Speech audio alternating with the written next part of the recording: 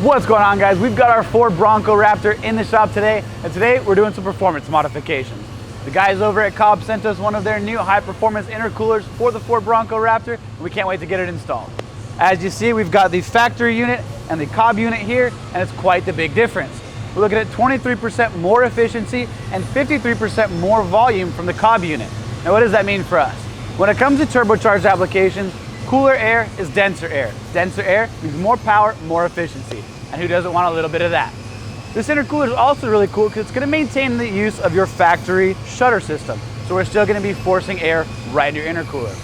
As of right now, this intercooler is going to work with stock tuning.